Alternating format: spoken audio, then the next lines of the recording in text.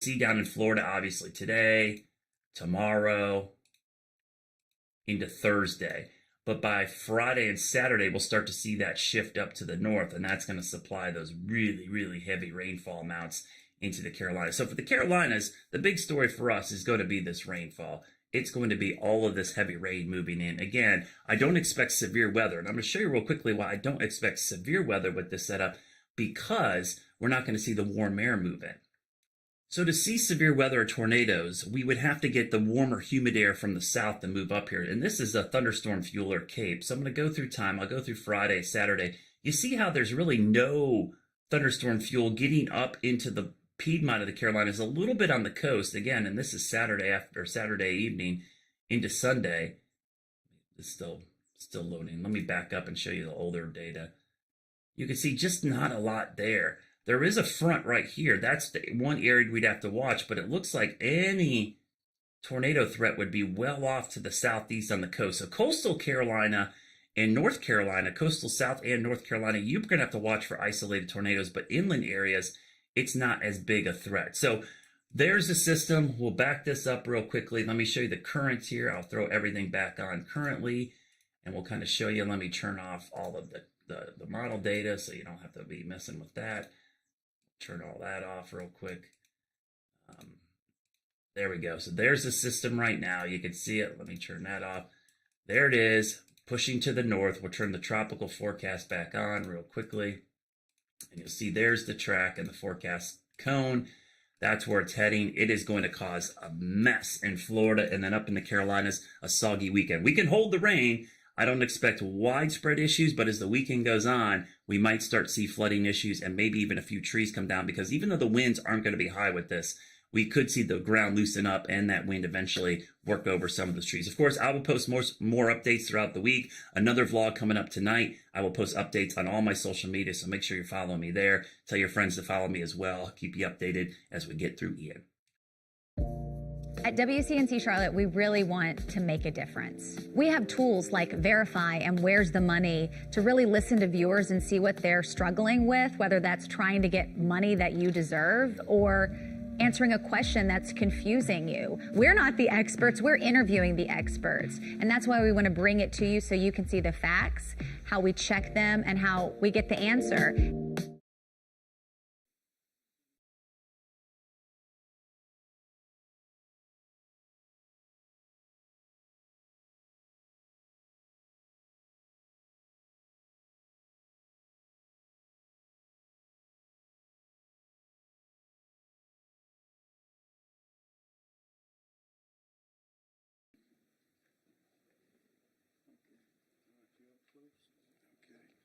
Well, y'all welcome. We're glad to have with us signing Holly May and Larissa Martin, who is seated there. Chaplain Denny, if you please. Sure. I'm Chaplain Denny. I'm the full-time support chaplain for this great state of South Carolina. If you would you please pray with me? Gracious Lord, we pause from this day to lift up our state and Florida and Georgia and those other potential states that could be impacted by Hurricane Ian. We ask that you help us to practice sound wisdom and prudent judgment as we prepare for and navigate the potential for this storm. So, Lord, keep us safe, watch over us, and help us to always bring your honor, praise, and glory. And I pray this in your mighty name, Lord. Amen. Thank you. We have several speakers and those to answer questions. John Quirello with the National Weather Service. John.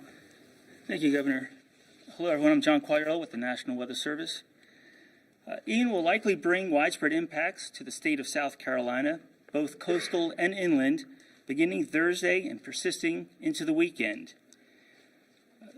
There's the potential for tropical storm force winds, storm surge flooding along the coast, heavy rainfall and flash flooding inland, and isolated tornadoes.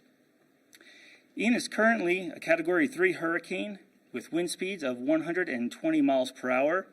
It's located about 255 miles south of Sarasota, Florida, and moving north at 10 miles an hour. Tropical storm and storm surge watches were issued earlier this morning for the coast from Charleston County south through the Georgia state line. Ian is currently forecast to approach the west coast of Florida as a major hurricane on Wednesday, lift northeast across the peninsula on Thursday and early Friday, before lifting north, likely as a tropical storm, across portions of Georgia and South Carolina on Saturday. Given uncertainty in the track, it's certainly possible that Ian could cross Florida into the Atlantic before turning north and directly impacting the coast. The current weather pattern will result in strengthening wind and increasing storm surge well ahead of Ian's approach. Breezy conditions could occur on Thursday, with tropical storm force winds possible across most of the state by Friday and persisting into Saturday. These strong onshore winds will result in a prolonged period of storm surge inundation beginning Thursday and likely continuing through Saturday. Significant inundation of 2 to 4 feet above ground level is expected along the southern and central portions of the South Carolina coast, with those in low-lying, flood-prone areas being especially vulnerable. Periods of heavy rainfall late Thursday through Saturday could produce flash flooding inland from the coast and perhaps landslides in the higher elevations in the upstate of South Carolina. Please remember not to focus on the category of the storm, but rather the forecasted impacts, which again could be significant across much of the state late this week into the weekend. And we remind everyone to stay tuned to changes in the forecast. You could go to hurricanes.gov, which is the National Hurricane Center, or from your local Weather Service office. Thank you. Thank you. And we'll answer questions, everyone, when we get through with these first preliminary remarks. The main thing I want to assure all South Carolinians is that we are fully prepared. The people you see here are part of a much larger team that includes people in the counties and national observers as well. But we are fully prepared for whatever comes. These very people that you see here, you've seen them all before. We've been through a lot of hurricanes and tornadoes and other storms together. And we are fully prepared and will be making announcements as necessary. And we would urge everyone, again, as we always do, to get your information from official sources, which is not always social media. We want to try to be sure that our people are well informed. We don't want to unduly interrupt the schools or the businesses in their normal activities, their normal daily activities, but we know that we're going to have a lot of water. We're going to have some wind. To be a tropical storm, you have to be at, I think, 37 or 39 miles an hour. And the hurricanes, you know, are much faster than that. But we know that we're going to experience some rough weather. And we'll be making announcements as necessary, full announcements when the time comes. So stay tuned. Again, we have the probably as experienced a team as there is, and great assets in our state. And so we'll keep everyone informed, and we're ready. So at this time, we'll start with Director Ken Stinson, if you please. Yes, sir. Yeah, Kim Stinson, Director, South Carolina Emergency Management Division. My first point really is echoing what the governor's already said, is that Team South Carolina has had a great deal of experience preparing for, responding to, and recovering from hurricanes and tropical storms over the last several years. And this is one of our greatest strengths. We're closely monitoring Hurricane Ian forecasts and working closely with local authorities, county emergency managers, our state partners, and obviously the National Weather Service to respond to the storm. We started conducting daily coordination calls with the local authorities, county emergency managers last Sunday to identify any issues or unmet needs. And right now, counties are reporting no unmet needs. However, we have a logistics system in place to assist local authorities should the need arise. And that system was most recently validated extensively during COVID operations. Important for all of us to have emergency plans in place for whatever disaster situation that we might encounter and might find ourselves in. And of course, Hurricane Ian is no different. and we all need to be our own emergency managers. Residents should review their personal safety plans and consider actions that they need to take if threatened by any storm or any disaster, really, including having bottled water and non-perishable food for every person in the family for a 3-day period, and then certainly having items like weather radios, batteries, flashlights, and chargers available. Knowing where important documents are, such as birth certificates and insurance policies, in the event residents must leave their homes, and certainly staying tuned to local media for the latest advisories from the National Weather Service and the National Hurricane Center. And then, as the governor said, following trusted, verified sources for the latest news, and be prepared to follow the instructions of state and local public safety officials. And then lastly, it's very important if you live in a low-lying area or in a coastal area, that you definitely need to have a plan, depending on what the situation is going to be. But definitely need to have a plan, and John already mentioned that. And to help with planning, we encourage all our residents to visit our website at scemd.org. It's got a wealth of information in there for individuals, families, and businesses. In preparing for emergency situations, we also have our South Carolina Emergency Manager app. It's also a great tool, which includes a module that allows citizens to create their own personal plan. And then finally, we need to remember collectively here in the state that hurricanes and tropical storms are not just a coastal event. The effects of a hurricane or tropical storm can be felt throughout South Carolina, and right now that's what it's forecast to be, is all our residents will be impacted in some way, either through rain or wind. Thank you. Okay, thank you. Nanette Edwards, Office of Regulatory Staff. Thank you, Governor. Nanette Edwards. I'm the Executive Director for the South Carolina Office of Regulatory Staff. We work with utilities and fuel suppliers. Right now, based on the information that you've heard, the utilities are preparing. Right now, they're anticipating some sporadic outages. So we urge you to prepare for that possibility, as outlined by Mr. Stinson. If you are a medical needs customer and you are reliant on power, we would recommend that you look at making some alternative arrangements as you track the trajectory of the storm. With regard to fuel supplies, we are in good shape. We are not anticipating any issues with fuel. Thank you. Thank you. Dr. Simmer. Thank you, Governor. Good afternoon, everyone. I'm Dr. Ed Simmer, Director of the South Carolina Department of Health and Environmental Control.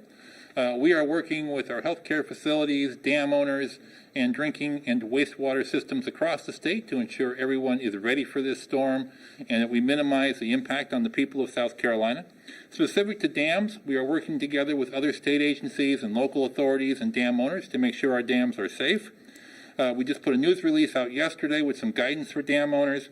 Specifically, we want them to make sure their spillways are clear of any debris so that they can work if they do get excessive water behind their dam, and also to consider lowering the water level in their dam if needed to, again, allow for increased water with the great amount of rain that we're likely to get. Certainly, before lowering the water level, please coordinate with other dam owners on that same watershed, with folks who are downstream from the dam. And very importantly, make sure you're monitoring your dam throughout this event. And if you think your dam is at imminent risk of failure, first of all, please call 911, notify local authorities, notify those who are downstream, and then also contact DHAC. We have dam inspectors on duty. They're out in the state right now checking some of our high-risk dams. They will be available immediately after the storm. If you think you have problems, they'll be available to come out, help you, provide technical assistance to ensure we do not have any negative impacts. Also, please visit our website, scdhec.gov/dams, which provides more information about how to manage dam safety. And again, if you have any questions, please reach out to us. We're here to help. Thank you. Okay, thank you, Dr. Simmer.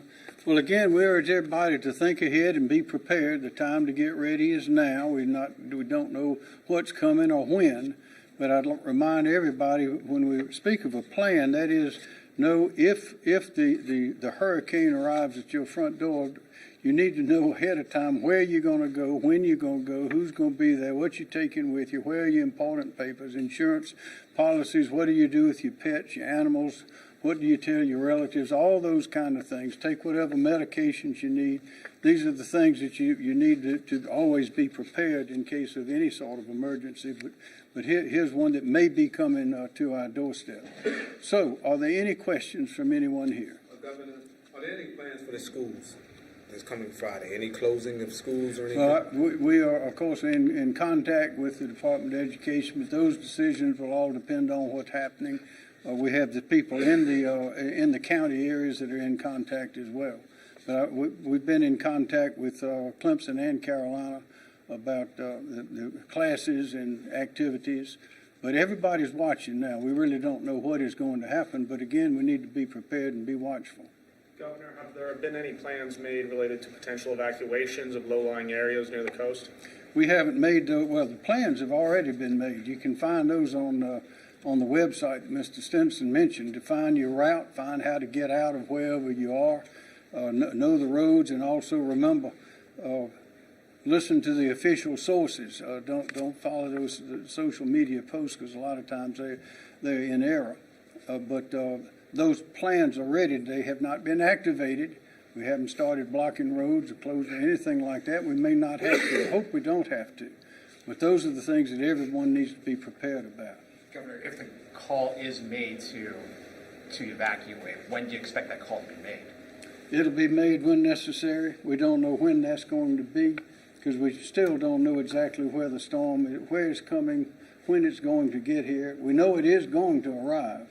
We know we're going to have some flooding. We know we're going to have some high water. That's already been mentioned, but beyond that, it's too early to say. If it does go over the Atlantic, how strong can the storm get? I guess that's a question for John. If it does emerge into the Atlantic, on the current track that's out there, on the current forecast out there now, it's still forecast to be a tropical storm. But certainly whenever the tropical system is out over warmer waters, it has the potential to at least maintain intensity or maybe even strengthen a little bit. So it's something we'd want to closely monitor if it does make it into the Atlantic. How long is it there? Where are the conditions like? Are they favorable for it to maintain its intensity, or is it still going to weaken some? And we just don't have those answers just yet. It's something we'll kind of continue to monitor here over the next day or two. But, you know, whether it stays inland or does move over the ocean, I think for the most part the impacts are generally going to be the same. We're going to see some, storm surge inundation along the coast. We're going to see some stronger winds. We're going to have the heavier rainfall. So I don't think it's so important to focus on the exact track or the exact intensity, really focus on those impacts. And again, I think everyone in the state needs to be prepared. You're not going to see all of those potential impacts, but the potential is there for the rain, for the wind, for the storm surge if you're along the coast, and maybe even some isolated tornadoes for eastern parts of the state. So again, I think everyone should be prepared. Don't focus so much on the intensity of the storm or the exact track. We're fairly confident we're going to see impacts from the system. Do we have any expectation as to the extent of damage on buildings or infrastructure? Based on the current forecast now of tropical storm force winds, you typically wouldn't get much damage to well-built structures. Certainly with those kind of wind speeds, we could see down trees and power lines, outdoor loose objects blown around, things like that. It's, we start getting to the hurricane force winds where we start getting a little bit more concerned about damage to actual structures. But something people could do now is take in any loose objects, lawn furniture, anything that could blow around pretty easily. Be prepared for maybe some power outages if, trees fall on power lines, or maybe some roads might be temporarily blocked if trees do come down. Those are the things that people can plan and expect, I think, at this point. This might be a question for the governor then. Understanding that might be forthcoming, I guess, what have we put in place to perhaps speed a cleanup or prepared for the cleanup in the aftermath? Well, we are prepared for that. Would General or Kim, it's yourself. Sure. One thing is we've got a great deal of experience in recovery in much larger events than what we're expecting here for this particular one. So we've got good plans in place. It's built at the local level and then state supported, and then if the event's big enough, then there's federal funds to do that. But bottom line is that we'll get that taken care of as quickly as possible, and we've got a great deal of experience in doing that. Is there anything different with how you got prepared for this hurricane as opposed to other storms in the past, or have you seen any? Not really. It's pretty much the same. Getting ready to do what we have to do, and a big part of it is the personal preparedness piece and trying to push that. But nothing significantly different this time than we've done before. More questions? Governor, are there any plans to issue state of emergencies either for specific counties or the whole state as we kind of get closer to this event? Well, that's what I mentioned earlier. We are watching that. We don't think it's time to do that. We'll do it when the time comes. But we would urge everyone right now to continue with your normal activities, but prepare for the worst. We hope for the best, prepare for the worst. We know that we're going to have high winds. We know we're going to have a lot of water. We know, of course, Charleston, the coastal towns are going to see a lot of water. Charleston will have a lot of water in the streets because they do in times like these. But we urge people, the main thing that we want the citizens to do is be prepared. And when it comes time to issue various orders, we'll do that. This morning, I saw a bunch of bucket trucks going east on I-26. Is that them pre-positioning for potential outages? Okay. Yes, that is the case. I didn't mention it earlier, but our utilities in our state have made arrangements, should the need arise, for additional personnel if they needed to call upon mutual aid. It's where a utility, for example, Duke, has reached out to their Midwest, and so their Midwest operations have probably already started making their way down to Florida. I talked with Dominion earlier today. They have an off-system crew that's standing by of about 300. If they end up not needing those crews would be released to go down to Florida. More questions? Governor, if the flooding got really severe and people needed help, what agencies are they reaching out to? Would they have to dial 911, or has that been set aside yet?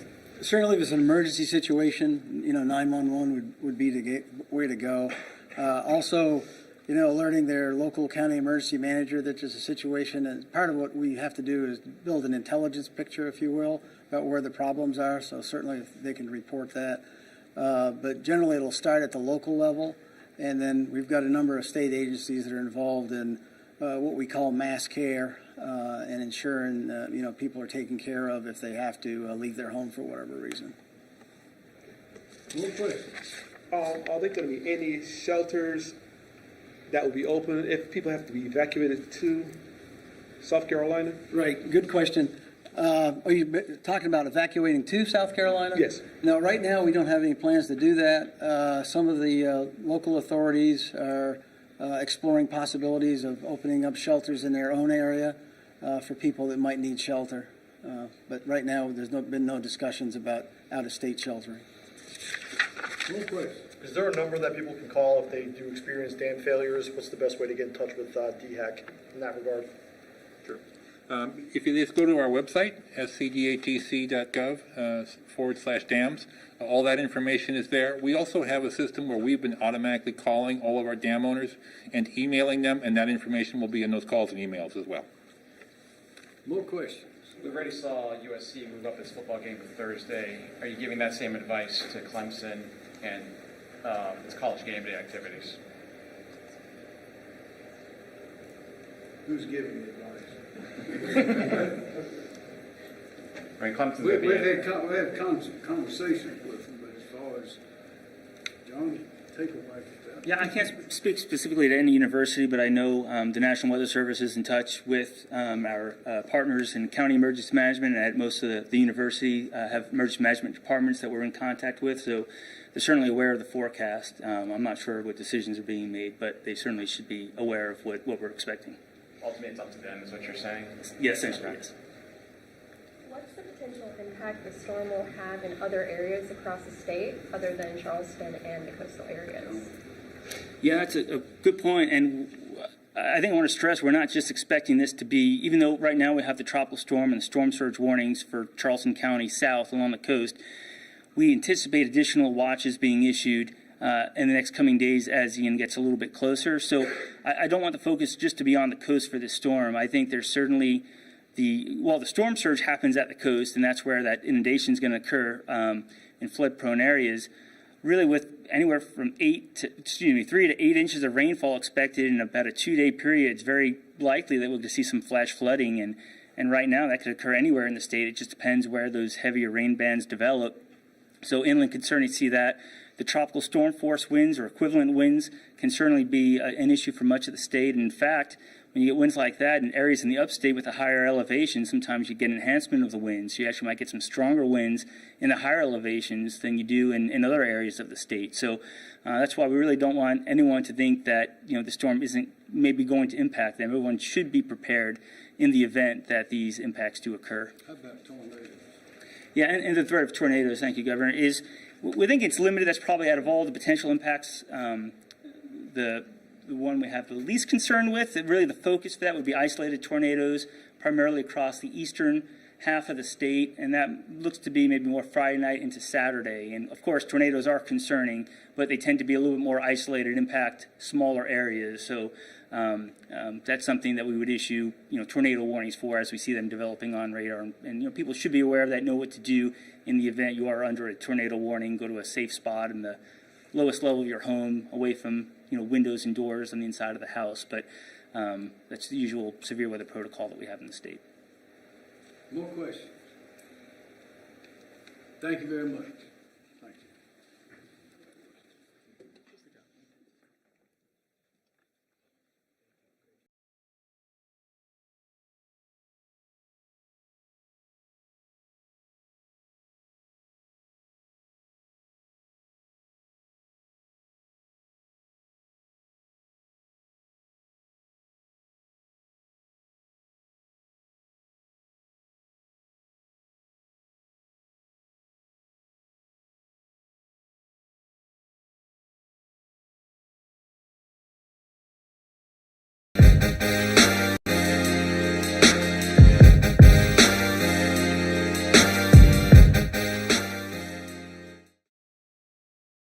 Chris, thanks. Time now to connect the dots. When we make the news, makes sense. One thing we all know costs a lot, a wedding. But now couples have a new option when it comes to paying.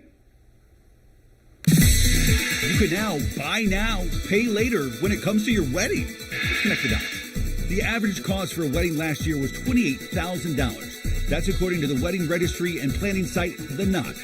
Some couples unable to cover the expense have